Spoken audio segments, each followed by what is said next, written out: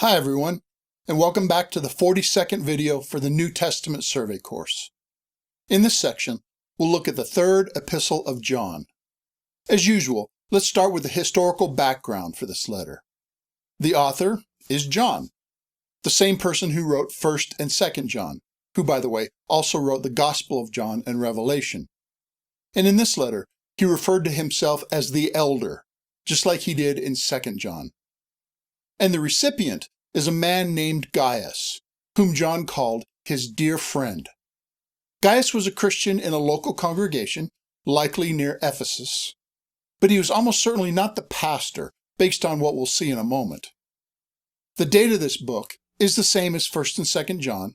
It's unknown for certain, but probably somewhere between 85 and 90 AD.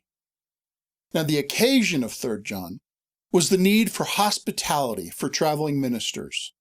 This was before the days of Motel 6, and missionaries relied on the hospitality of good people in order to travel.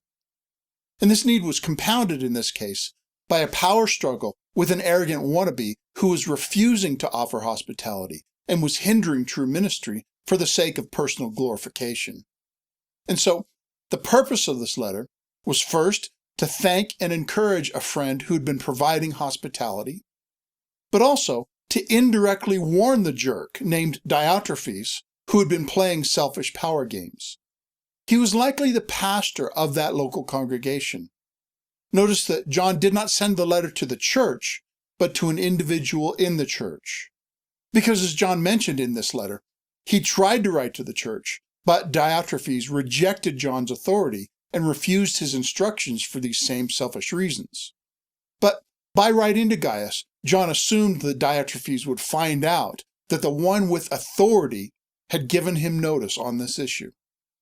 And the purpose of this letter was also to commend a specific traveling minister named Demetrius to hospitality and help for his ministry. And the organization of 3rd John is very similar to 2nd John. The simple outline starts with a standard epistle introduction containing a salutation, blessing, and thanksgiving, and then is the main body of the letter, which has a few subsections. First is to commend Gaius for the hospitality that he had given to strangers. And then John mentioned that the work of traveling ministers is worthy work and should be supported with this kind of hospitality. And then John transitioned to talk about the arrogance of Diotrephes and how he not only refused to take part in the ministry of John and his associates, but was actively hindering it and speaking against it. And the last subsection is an encouragement to receive Demetrius, whom John recommended as worthy of help. And then this epistle ends with a standard conclusion, including notice of John's intended visit, a peace wish, and final greetings. That's the organization of this short book. Now, let's examine the content by looking at some key verses. First is verses 3 and 4, which say, "It gave me great joy to have some brothers come and tell about your faithfulness to the truth and how you continue to walk in the truth. I have no greater joy than to hear that my children are walking in the truth." In this passage, John expressed his joy in Gaius' faithfulness to the truth, and his joy that he was walking in truth. You might remember that John used the phrase walking in truth in 2nd John as well. And John showed a genuine pastor's heart, having joy that others were following Jesus by walking in the truth. And this also clearly tells us that Gaius was a good guy, a genuine believer whose godliness John trusted.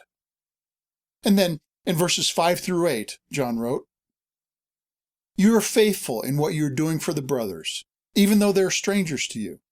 They have told the church about your love. You will do well to send them on their way in a manner worthy of God. It was for the sake of the name that they went out, receiving no help from the pagans. We ought therefore to show hospitality to such men so that we may work together for the truth." In this passage, Gaius was commended for his hospitality and love, and he was asked to send the brothers out in a worthy manner. And the reason given was that they went out for the sake of the name. They were serving Christ for the glory of his name, and spreading the message about Jesus and his salvation, and they relied on Christian support. Therefore, it is right to receive and support such as these, and doing so is to partner in their work for truth. You might remember in 2 John, he warned them not to welcome false teachers because that would be to share in their deceitful ministry. And in this book, he said that to welcome godly teachers is to share in their good ministry. Next is verses 9 and 10, which say, I wrote to the church, but Diotrephes, who loves to be first, will have nothing to do with us. So if I come, I will call attention to what he is doing, gossiping maliciously about us. Not satisfied with that, he refuses to welcome the brothers. He also stops those who want to do so and puts them out of the church. Notice how Diotrephes is described in this passage. He loved to be first. In other words, he was a selfish control freak. He made it all about himself. He rejected and slandered John, the disciple that Jesus loved, because of his selfish pride and ambition. And he hindered genuine ministry, refusing to welcome missionaries sent from other churches. And he even punished those who would help. He hindered others simply to make himself seem more important. What a jerk. And this is horrible to see in a church, especially in a leader. Unfortunately, it does happen, and it is a temptation to any leader to let your ego get so big that you turn into this kind of person. But John warned that he will expose him for what he is. And this implied that John would exercise some form of discipline. And we know that God somehow corrected him and brought about justice in this situation. Though this letter doesn't tell us how the situation worked out, we know that God is just, and he somehow brought correction or some form of appropriate punishment. And Diotrephes is forever infamous, permanently memorialized in the Bible as a warning so that all leaders would guard their hearts and not be like him. And last is verse 11. It says, Dear friends, do not imitate what is evil, but what is good. Anyone who does what is good is from God. Anyone who does what is evil has not seen God. This passage is an encouragement to Gaius to avoid all kinds of evil, especially as given by the example of Diotrephes. Rather, he is to follow the good example of people like Demetrius, who will be mentioned right after this verse. And of course, this is an encouragement for all of us to do the same. But John also gave a general wisdom truth and standard for discernment. Whoever does good is from God, and whoever does evil does not know God. Or to put it another way, we can judge a tree by its fruit. We can judge a person by their overall actions over time, because their character and heart will always eventually come out in what they do. These, then, are some of the key verses from this short book. Now, let's examine the theological themes of 3 John. The first theme is walking in truth. We've already seen this idea in 2 John. Walking has the connotation of lifestyle, and truth is that which is in conformity with reality, especially the reality of who Jesus is. This is the goal of the Christian life, to live in conformity with Christ, to be obedient to his commands, and to be transformed into his character. And it brought John joy to see people walking in truth. And this should be the goal of any Christian leader, that those people under their influence should do the same. And speaking of Christian leaders, the next theme is worthy leaders. In this book, this is modeled by Gaius and Demetrius. John said they did what they did for the sake of the name. In other words, they were serving Christ and working for his glory and reputation. And some did this by personal risk in traveling and relying on the hospitality of others for support, and some did this by providing that hospitality and support for worthy leaders and sending them out in a worthy manner.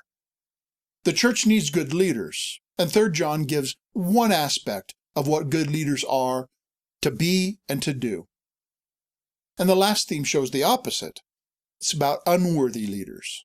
And in this book, this is modeled by Diotrephes. Unworthy leaders love to be first. Their leadership is centered on them and primarily serves themselves. Even if it appears that they're serving others, they only do it for selfish motives, for selfish glory. And like I mentioned, this is the classic selfish, self-important, arrogant jerk. Hindering others to make themselves seem more important, using others to make themselves look good. Unfortunately, this kind of person does exist in churches, and it's harmful to the people and to the church's mission. Now, a while back, I saw a few testimony videos by people who did put Christ first and others first, and they all had the tagline of, "I am second." I really like the ones I saw, and I recommend checking them out, but I also highly recommend that kind of attitude. I think, "I am second, I am not the most important," is a great attitude, which Christians, especially Christian leaders, should have as an antidote to the kind of unworthy leadership shown as a warning in 3 John. These then are the theological themes. And now let's review. The organization of 3 John is intro, body, and conclusion. If you need a memory aid, memorize the organization of 2 John, because it's the same as 3 John.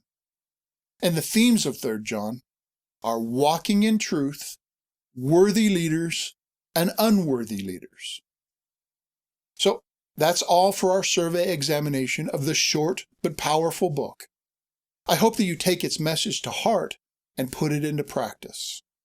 In the next section, we'll look at the last of the general epistles, the epistle from Jude, and I hope to see you there. Thanks for watching.